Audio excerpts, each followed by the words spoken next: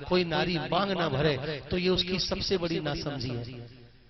विवाहित स्त्री कोई श्रृंगार करे न करे पर मांग तो नित्य भरनी चाहिए, रोजाना भरनी चाहिए। सिंदूर ही सबसे ज्यादा महत्वपूर्ण होता है सौभाग्यवती के लिए। हमें कुछ कहना नहीं है, आपको सोचना है केवल। मांग नहीं भरती थी, बोले मांग तो भरती थी। अरे जब सिंदूर नहीं था तो मांग कैसे भरती थी? जानते हो ये घटना एक बार जानकी जी के साथ भी घटी है। पहली बार सुन रहे हो तो आश्चर्य नहीं मानना।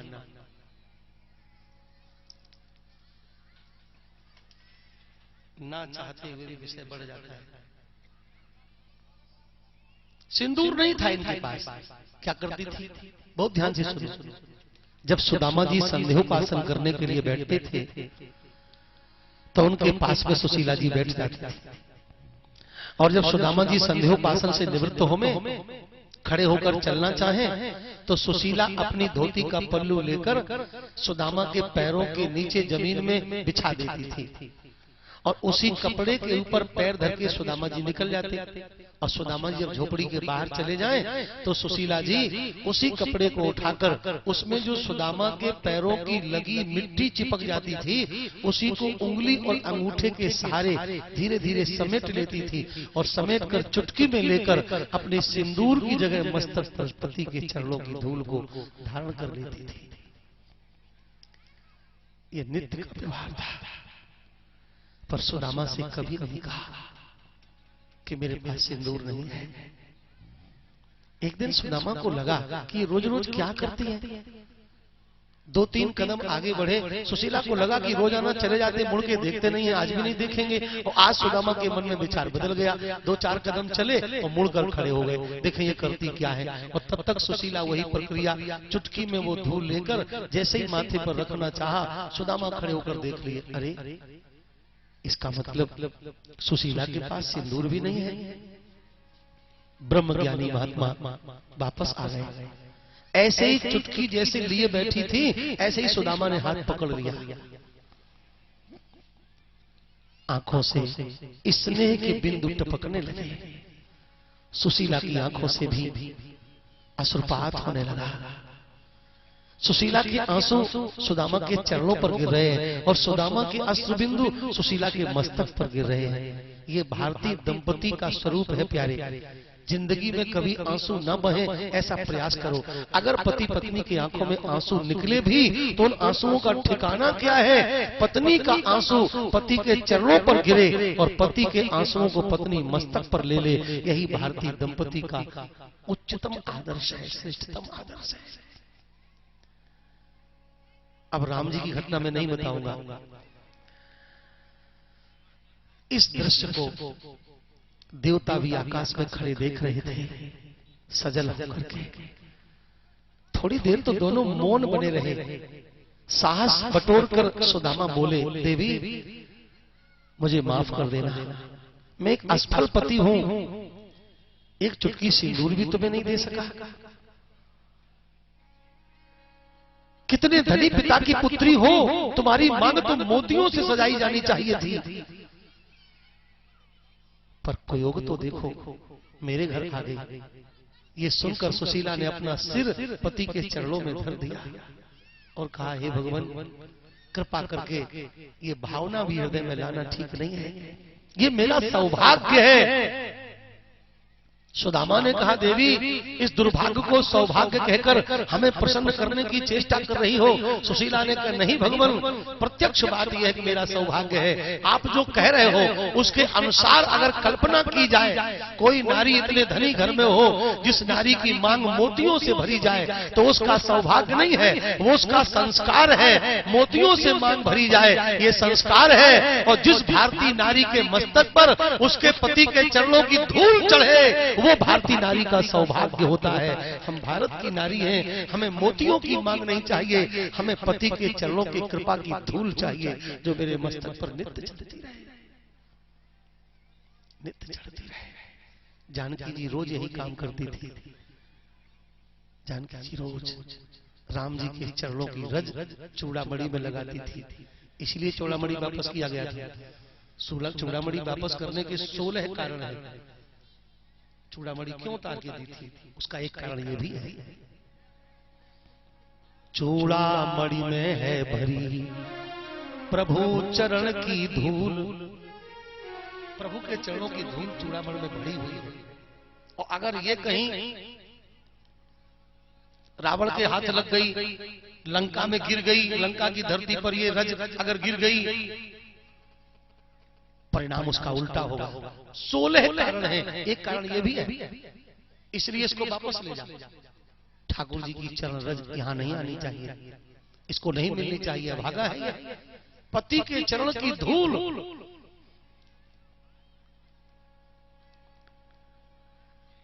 माता जी अपने मस्तक पर धरती है। सुन लो और सुन करके जान लो कि हमारी ही पूर्वजाएं कैसी थी और उनके ही वंश परिवारों में हम सब पैदा हुए हैं। आज हम कहां आ गए, इतना तो जान लेना चाहिए। हाथ पकड़े सुदामा सुशीला का, ऐसे ही खड़ा किया और तुलसी के बिरवा के पास पहुंच गए। तुलसी के बिरवा की छांव में ठाकुर जी का विग्रह पधरा के रखा है और कहीं जगह नहीं है घर में। उन्हीं के सामने बैठ गए दोनों की आंखों में आंसू हैं। सुदामा सुशीला से कहते हैं, देवी तुम्हारी आंखों में आंसू ये मेरी गलती का परिणाम है।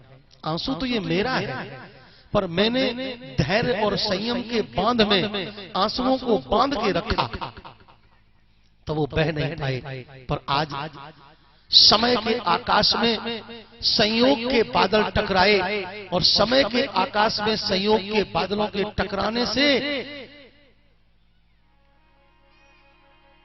ये बरसात प्रारंभ हो गई और वो आंसू मेरी आंखों से न बहकर तेरी आंखों से बह निकला। आंसू तो मेरा है, आंख तेरी है,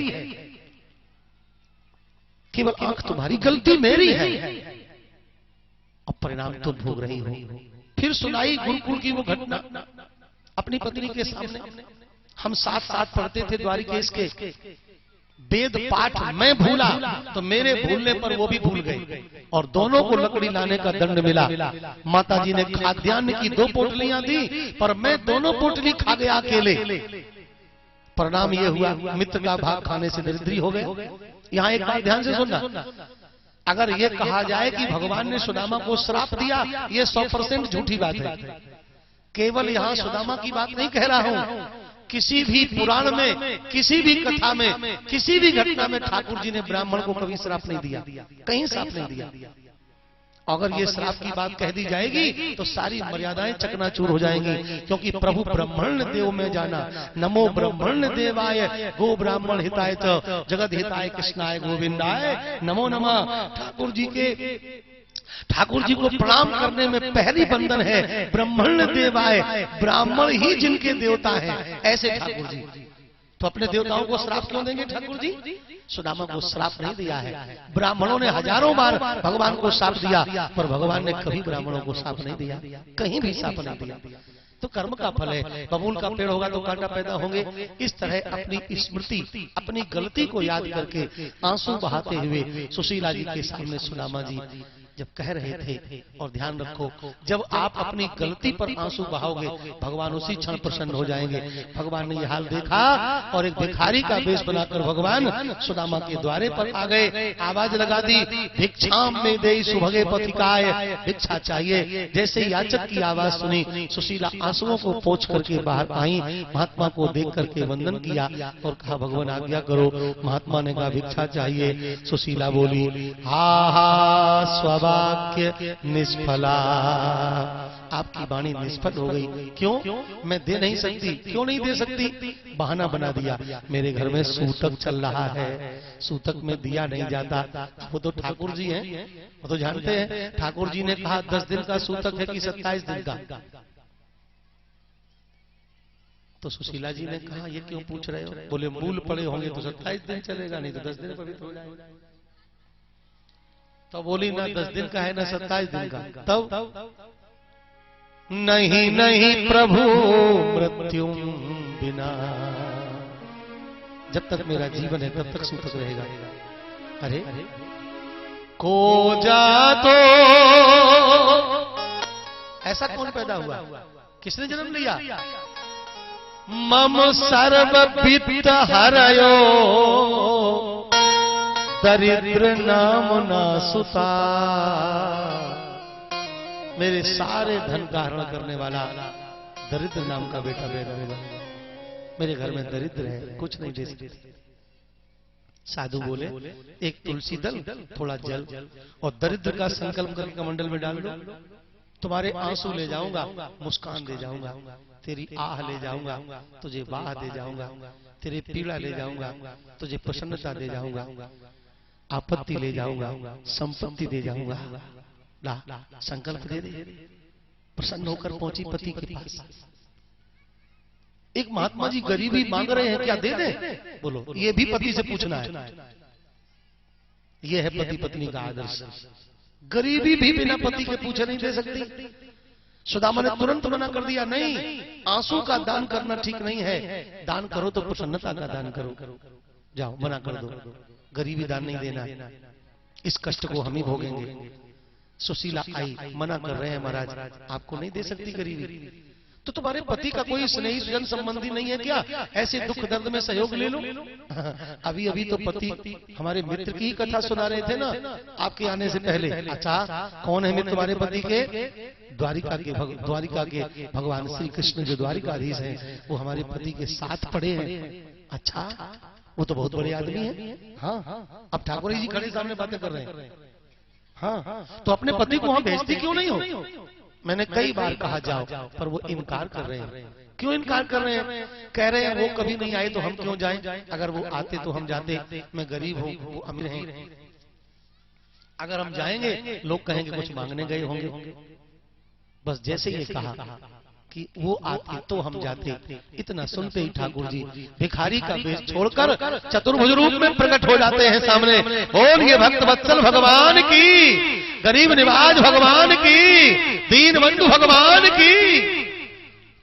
जैसे ही कोटि कंदर्प दर्प दमनीय सौंदर्य निधि सौरभ सिंधु परमात्मा का दर्शन सुशीला जी ने किया। अपलक नयन, अवाक वाणी, स्तंभवत खड़ी होकर के देखती रह गई। भगवान ने मुस्कुराकर कहा, मैं आ गया, अब मेरे व्यवहार को पूरा करने के लिए एक बार अपने पति को भेज दो मेरे द्वारे। बोली, मैं अभी बुला के लाता हूँ, अपनी आपस में बात कर लीजिए। और जैसे ही बुलाने के लिए गई और सारी घटना बताकर बुला के लाई, तब तक ठाकुर जी गए। सुदामा जी पश्चाताप करते, मैं ब्राह्मणपन के अभिमान में बैठा रहा और गोविंद मेरे द्वारे खड़े खड़े भीख मांगते रहे, मैं अवश्य जाऊंगा। आयम ही परमो लाभ उत्तम श्लोक दर्शना। इस परम लाभ को लेने में जरूर जाऊंगा, पर भगवान के दरबार में, गुरु के द्वार में, कन्या की ससुराल में और गरीब के घर में कभी खाली हाथ नहीं जाना चाहिए। वो भगवान भी हैं, हमारे मित्र भी हैं, जगत गुरु भी हैं, खाली हाथ जाऊं ठीक नहीं है। सुशीला तुरंत बोली, आप जा रहे हैं तो मैं आपको भेंट की व्यवस्था करती हूँ। जिंदगी में पहली बार मांगने चली हैं, वो भी अपने लिए नहीं, भगवान के लिए। याचित्वा चतुरो मुष्टि विप्रान पृथुक तंडुलान। अलग अलग 4 घरों में मांगा तो टूटे हुए 4 मुट्ठी चावल मिले। बांधने को वस्त्र नहीं था तो चैल खंडेन तान बद्ध्वा भर्त्रे पादादुपायनम।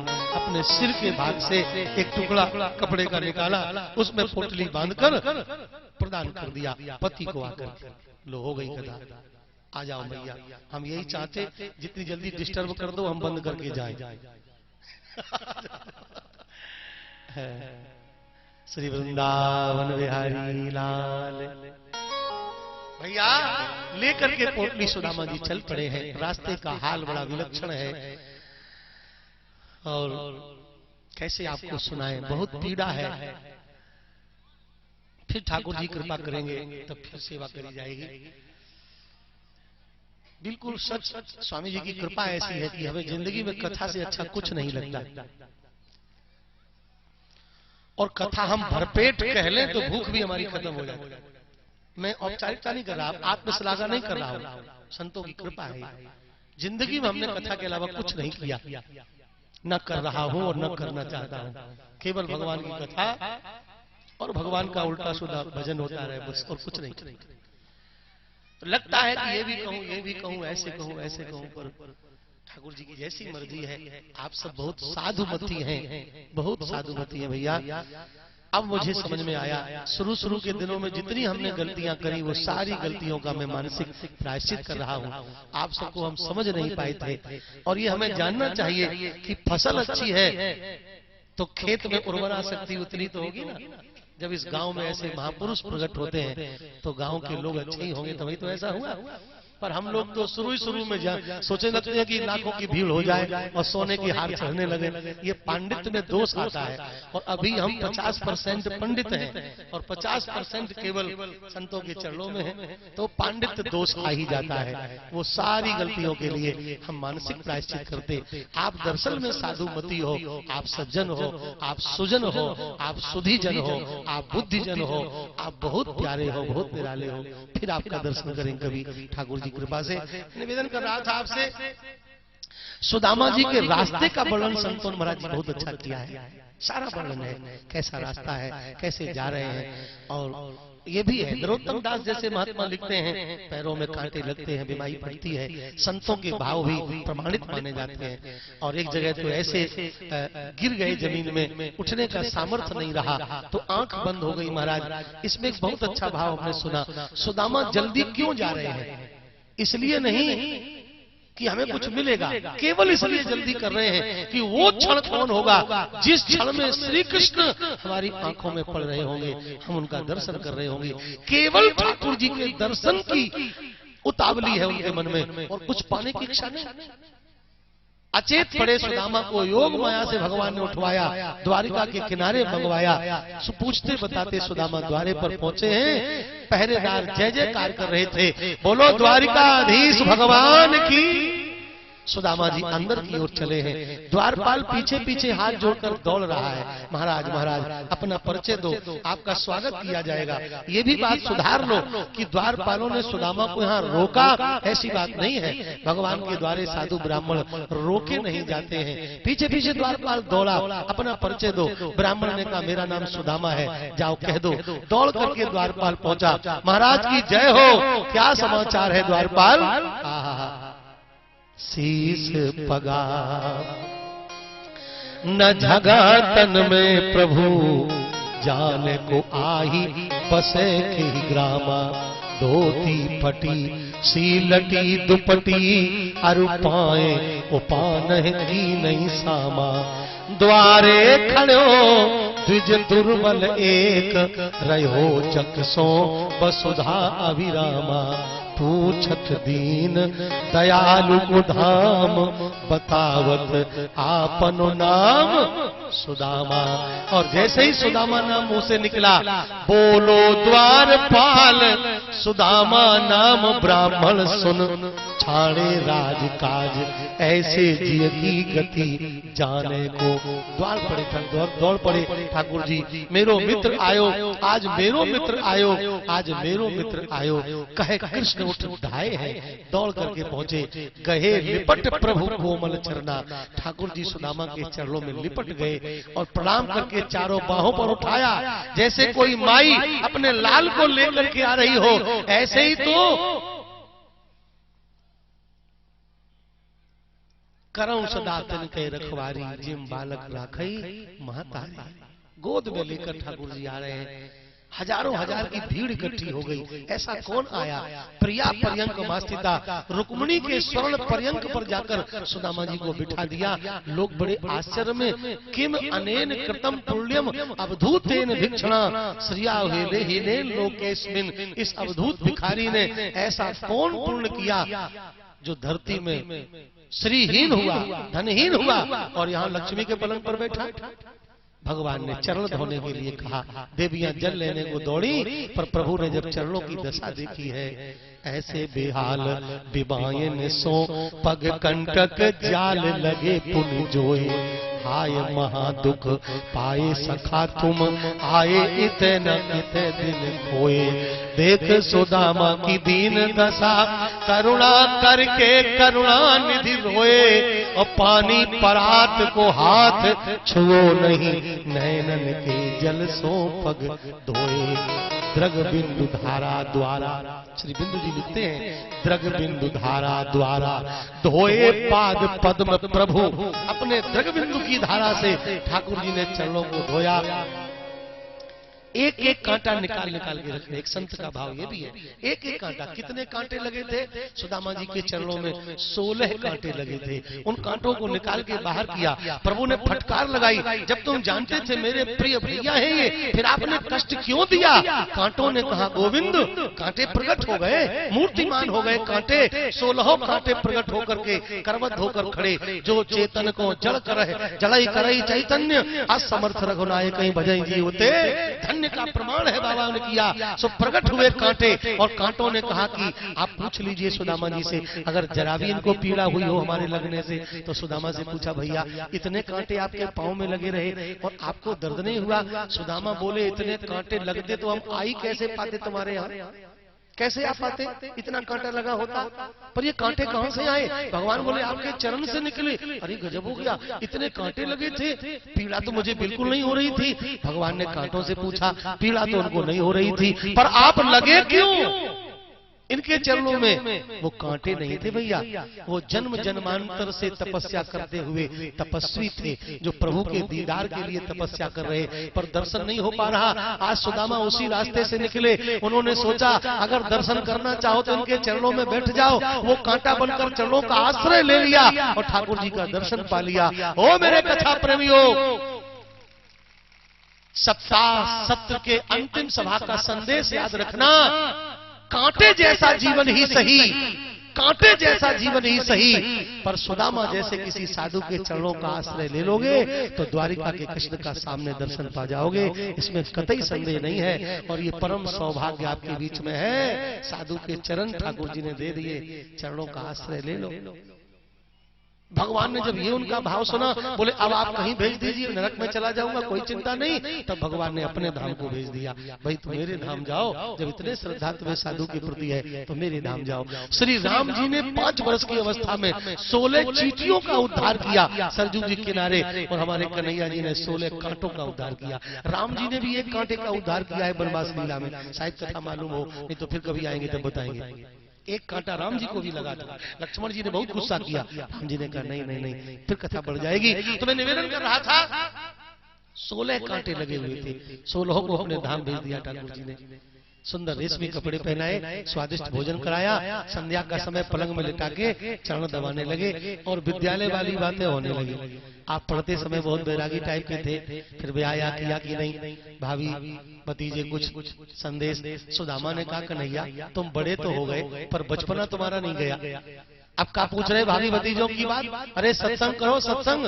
भगवान बोले जब मित्र मिलते हैं सत्संग नहीं होता है, यही होता है जो हम कर रहे हैं।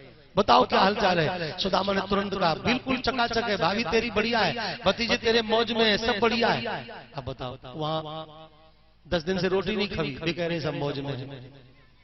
अंतिम बात में कह रहा हूं, साधु कौन है जिसके जीवन से शिकायत खत्म हो जाए?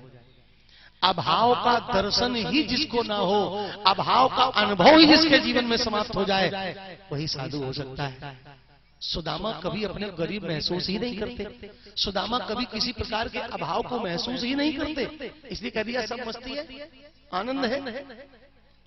लेकिन जिस समय पैर दबाते दबाते ठाकुर जी हाथ दबाते लगे, हाथ दबा के जब बगल में पहुंचे तो वो पोटली सुदामा जी संभाल रहे थे, संकोच आ रहा था। इस दूधिया आंगन में ये टूटे चावल निकालकर कैसा लगूंगा? ध्यान रखो, वैष्णव का सबसे बड़ा आभूषण है संकोच। वैष्णव का सबसे बड़ा आभूषण क्या है? संकोच। हनुमान जी कितने संकोची है मालूम है आपको? भरत जी कितने संकोची है मालूम है आपको? ये सब वैष्णवा नाम अग्रगण्यम। अरे भैया, भगवान शंकर कितने संकोची हैं।